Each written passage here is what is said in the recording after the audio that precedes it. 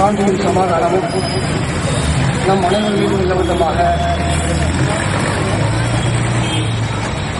18 வருடமாக பாபர் மசூதி இடிக்கப்பட்டு தமிழகத்திலே ஒவ்வொரு ஊர்களிலேயும் நடைபெற்றுக் கொண்டிருந்த இளைஞர்கள் இந்த பாபர் மசூதி இடித்த உடனேயே முஸ்லிம் சமுதாயம் என்ற ஒரு அடிப்படையில ஒவ்வொரு ஊரிலேயும் இருக்கக்கூடிய ஒட்டுமொத்த இளைஞர்களும் ஓர் அணியிலே திரண்டு இந்த பாபர் மசூதியினுடைய விஷயத்திலே இந்த அரசாங்கம் ஒரு நல்ல தீர்வை தர வேண்டும் என்பதற்காக ஜனநாயக ரீதியான ஒரு போராட்டத்திலே பங்கெடுத்துக் கொண்டிருக்கிறார்கள். எனதருமை இந்த மாவட்டத்தினுடைய எஸ்பி அவர்களே, இந்த பகுதியினுடைய இன்ஸ்பெக்டர் அவர்களே, இந்த போராட்டம் எங்களுக்கு துடுக்கர்கள் என்று சொன்னாலே நாங்கள் எங்களை காண்பிக்கக்கூடிய மகன்களே கசாப்பு கடைகளையும் பிரியாணி ஆக்குவதையும் தான் எங்களை காண்பித்துக் கொண்டிருப்பார்கள். முரட்டு துடுக்கர்கள் என்றுதான் எங்களுக்கு பேர். எங்களுடைய சமுதாயத்தில் இருக்கக்கூடிய இளைஞர்களை பார்த்து கொண்டால் கொஞ்சோடு கிளம்பி விட்டா போதும், ஆட்டோமேட்டிக்கா என்ன வேலையும் செய்யும். ஆனால் எந்த விதமான உணர்வுகளையும் ஜனநாயக ரீதியாக கட்டுப்படுத்த வேண்டும் என்ற எண்ணத்திலே தமிழ்நாடு முஸ்லிம் முன்னேற்ற கழகம் கடந்த 18 வருடமாக ஜனநாயக போராட்டம் நடத்தி கொண்டிருக்கின்றது. கன்னியாகுமரியிலே எங்கள் இளைஞர்களுடைய உணர்வுகளை கட்டுப்படுத்தும் விதமாக ஜனநாயக போராட்டத்தை நடத்துவதற்கு உங்களிடத்தில் சான்றிதழ் போட வேண்டும் என்று நாங்கள் கேட்டாங்க.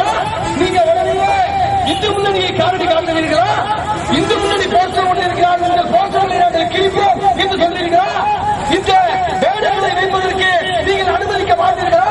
நாங்கள் இன்று சொல்லிக் கொடுக்கிறோம். எஸ்பி அவர்களே, இன்ஸ்பெக்டர் அவர்களே, நாங்கள் ஜனநாயக ரீதியான போராட்டத்தை தமிழ்நாடு முழுவதும் நடத்திக் கொண்டிருக்கிறோம்.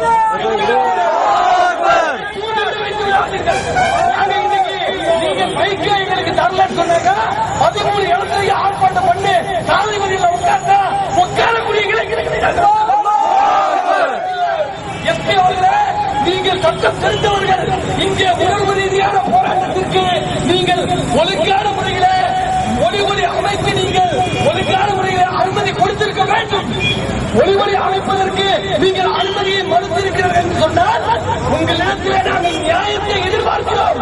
நீங்கள் காவிக்குடி கட்டிக் கொடுத்த அதிகாரிகளாக மாறிவிடாதீர்கள். ஏன்னா எங்களுக்கு காலம் காலமாக எங்கள் சமுதாயத்தை அடித்து தொடங்கி கொண்டிருக்கக்கூடிய அனைத்து நீதித்துறையாளரும் சரி, காவல்துறையாளரும் சரி, அவர்களை எதிர்த்து போராடிகளை காட்ட வேண்டும் என்பதுதான் எங்களுடைய கொள்கை. இருக்கும் போது எவனுக்கு தெரியாதா? அங்க ஆர்மெண்ட் கான்ஸ்டபிளரி என்று சொல்லக்கூடிய 2ஆம் தர மிலிட்டரி அங்கே இல்லையா? அங்கே ராணுவம் இல்லாமல் இருந்துச்சு. இதை துடிக்கிறாங்க. பள்ளிவாசல் இடிக்கப்படும்போது ராஜ்யமராவன் ஒரு பிரதமராக இல்லையா? என்ன செஞ்சாங்க? பள்ளிவாசல் முஸ்லிம்களுடைய பள்ளிவாசலை அங்கே இடிக்கப்படும் போது உங்களை நம்பித்தானே இருந்தோம். நாங்கள் திரட்ட முடியாதா? இந்த நாடு முழுவதும் 20 லட்சம் இளைஞர்களை நாங்கள் திரட்ட மாட்டோமா? நாங்கள் திரட்ட முடியாதா? இந்த காமிப்போம். நாங்கள் உங்களை நம்பி இருந்தோம். அந்த பள்ளிவாசல் இடிக்க மாட்டோம். நரசிம்மராவன் நாய், நீ பாராளுமன்றத்தில் கொடுத்த வாக்குறுதியோ கல்யாணத்தின் முதலமைச்சர் நாய், நீ உன்னுடைய முதலமைச்சர் சட்டமன்றத்தில் கொடுத்த வாக்குறுதியோ நாங்கள் நம்பி இருக்கிறோம்.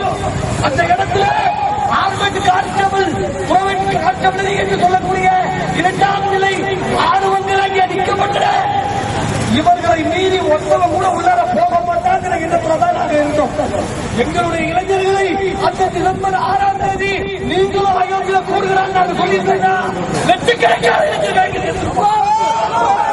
கிடையாது. இங்கே வரலாறு யாரை பற்றி பேசுற? 1951 61 நாங்கள் போட்ட வழக்கில் 20 தீர்ப்பு சொல்ல. ஆனால் அலகாபாத் உயர் நீதிமன்றத்தில் 3 நீதிபதிகளை வச்சு பக்காவா செட் பண்ணி ஒரு ஆலமரத்துக்கு கீழே கட்ட பஞ்சாயத்து எப்படி பண்ணுவானோ அதே மாதிரி கட்ட பஞ்சாயத்து தீர்ப்பை கொடுத்திருக்கிறீங்களா? உங்களுக்கு நீதி என்ற ஒரு விஷயத்திலே நீங்கள் சரியாக நடந்து கொள்ள வேண்டும் என்பதை மாற்றிக்கொள்கிறேன். நீதிமன்றங்கள் சொல்லக்கூடிய தீர்ப்பை விமர்சிப்பதற்கு யாருக்கும் அதிகாரம் இல்லை. ஆனால் உங்களை நாங்கள் எங்களுக்கு ஜஸ்டிஸ் நீதிபதி என்றால் நீதி தவறாக இருக்கிறது.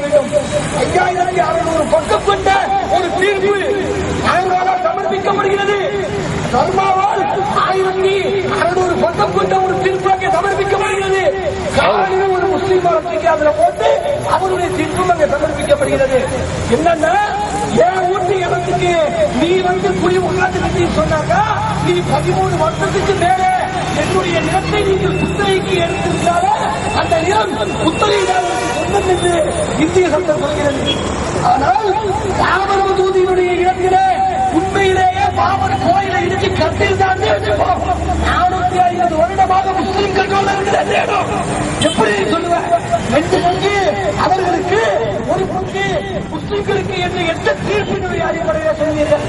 நம்பிக்கையினுடைய அடிப்படையில் நாங்கள் சொல்கிறோம் என்று சொன்னால் நாங்கள் சொல்றோம் கலந்தாவிட்டு எங்களுடைய முன்னாள் மூதாதையர் அவுலியா ஆகிய ஆவுத்தர் ஒளிவுள்ளா அவர்கள் இங்கேதான் இருக்கிறார்கள். நாங்கள் இந்த இடத்திலேதான் அவர்கள் பிறந்தார்கள். நேற்றைய கடலிலே அவர்கள் வந்து கூறினார்கள், இந்த இடத்திலே நீங்கள் தொர்கா கட்டிக் கொள்ள வேண்டும் என்று நாங்கள் சொன்னார்கள். போயிடுவியா? கலெக்டருக்கு காலி பண்ணிட்டு போயிடுவியா? சொல்லு. அரசாங்கத்தினுடைய அதிகாரிகளிடத்திலே நாங்கள் கேட்கிறோம். நம்பிக்கை என்று சொன்னால் எந்த ஒரு மதமும் தீவிரவாதத்தை போதிக்கவில்லை. ராமர் அவர்கள் அங்கே பிறந்திருக்கிறார்கள் என்று சொன்னால் எங்களுக்கு அது இதிகாசமா காவியமா என்று நாங்கள் பார்க்கவில்லை. ராமர் அங்கே பிறந்திருக்கிறார்கள் என்று சொன்னால் அது உங்களுடைய மதத்தினுடைய வழிபாடுகளை நாங்கள் தலையிடவே இல்லை. என்ன ராமர் தசரத மகாராஜாவுடைய பையனாகத்தான் இருந்தார். அவர் வாழ்ந்த காலத்திலே ராமீகம் புத்தனாகத்தான் வாழ்ந்தார். எந்த ராமாயணமும் எந்த மகாபாரதமும் எந்த வேதங்களும் நீங்கள் அடிச்சு சாவுகள் எவனுமே சொல்ல. ராமர் அவர்கள் எந்த சமாதானத்தை விரும்பினார்களோ, இந்து மதம் எந்த சமாதானத்தை விரும்புகிறதோ அதை ஏன் நீங்கள் போதிக்க விரும்பவில்லை? அங்கே பார்த்தீங்கன்னா ராமர் பிறந்த விஷயமே பார்த்தீர்கள் என்று சொன்னால் இங்கே கவிஞர் ஞானி அவர்கள் அந்த இடத்திற்கு செல்கிறார்கள். அயோத்திக்கு செல்லும் போது கவிஞர் ஞானியை ஒரு குழுவாக அயோத்தியுடைய ரயில்வே ஸ்டேஷனுக்கு வருவாங்க. இழுத்துட்டு போய் ராமர் பிறந்த இடம் இதுதான், ராமர் பிறந்த இடம் இதுதான் சொல்லி ஒரு நபர்களும் அங்கே 15 இடங்களுக்கு மேலாக வசூல் பண்ணிட்டு இருக்காங்க, நன்கொடை வாங்கிட்டு இருக்கிறாங்க. ஆனால் ராமர் இந்த 3 குமார்களுக்கு நடுவர் தான் பிறந்தார் என்று சொன்னார். 1949 வருடத்திலே அங்கே வைக்கப்பட்ட ராமர் சிலை ராமர் ஒரு இடிச்சால அப்ப எங்க போடுச்சாங்க சிலை 49 உள்ள வச்ச சிலை ராமர் இருக்கிறாங்களோ இருக்கும் போது அங்கே எல்லாமே தடைபட்டு பார்க்கப்படுகிறது. அங்கே வைக்கப்பட்ட சிலை எங்கே? சிலை எங்க இல்ல, எல்லாமே முடிந்ததுக்கு முன்பாடு அந்த சிலையை கொண்டு வந்து வைக்கிறார்கள். அனுபவம் குத்தா என்று சொல்லக்கூடிய லிபரல் கமிஷனிலே இருக்கக்கூடிய வழக்கறிஞர் அவர்கள் தொடர்ச்சியாக கேள்விகளை கேட்டுக்கொண்டே இருக்கிறார்கள். அத்வானி அவர்களே, ராமர் சிலை அங்கே உருவானது என்று சொன்னால் எப்படி உருவானது என்று கேட்கப்படும் போது அது தானாகவே உருவானது. 10 பேர் வந்து போய் வைக்கின்ற அந்த இடத்துல தானாகவே சிலை உருவானது என்று அத்வானி சொல்கிறார். அந்த அனுபவம் கேட்கிறார். அத்வானி அவர்களே, நீங்கள் உங்கள் மனசாட்சியை சொந்து சொல்லுங்கள், உங்கள் பகுத்தறிவை சொந்து சொல்லுங்கள், உண்மையிலேயே ராமர் சிலை அங்கே உருவாகுமா என்று கேட்கிறார். அத்வானி அங்கே மௌனம் சாதிக்கிறார். அந்த ஆணையத்தினுடைய நீதிபதியாக இருக்கக்கூடிய நிபுணர் அவர்கள் அனுபவத்தை பார்த்து நீங்கள் இந்த மாதிரி கேள்விகளா கேட்காதீங்க அப்படிங்கிறார். இப்ப நிபுணர் நம்பி இந்த அரசாங்கம் ஒரு ஆணையை பிறப்பித்திருக்கிறது. நாங்கள் நிபுணரை நம்ப வேண்டுமா வேண்டாமா? ஒரு வாங்கியம் பள்ளிவாசல் கூட்டப்பட்டு 1949 85 ஒரு வழக்கு சப்மிட் பண்றாங்க பைசாபாத் நீதிமன்றத்தில். என்ன வழக்குனாங்க, உள்ள இருக்கக்கூடிய ராமர் சிலைக்கு நாங்கள் பூஜை பண்ணியாக வேண்டும் என்று பரமஹம்சர் ஒரு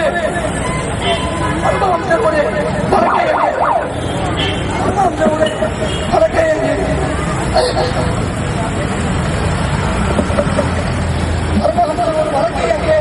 பதிவு செய்கிறார்கள்.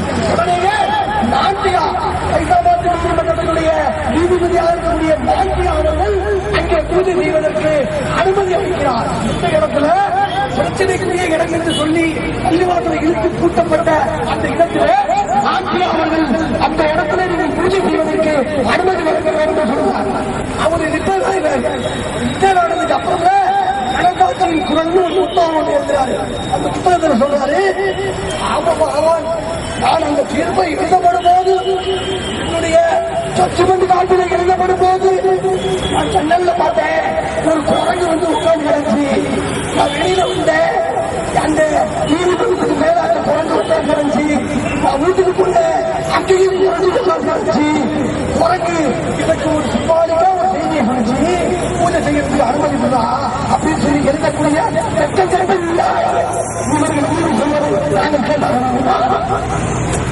எங்களிடத்திலே நீதி இல்லை என்று சொன்னால் நாங்களே எத்தனை சம்பவம், ஒரு சம்பவம் ரெண்டு சம்பவம் இல்ல, எத்தனை சம்பவங்கள் இருக்கு. ஆனால் இந்த பாவனத்தை அநியாயமாக அந்த பள்ளிவாசலை 5 பேர் இருக்கிறார். இந்த 3 நீதிபதிகள் செய்யப்படி யார் யாருக்கு சொந்தம் யாராச்சும் யார் யாருக்கு சொந்தமானது என்று கேட்டார்களா? யாருமே கேட்கிறோம்.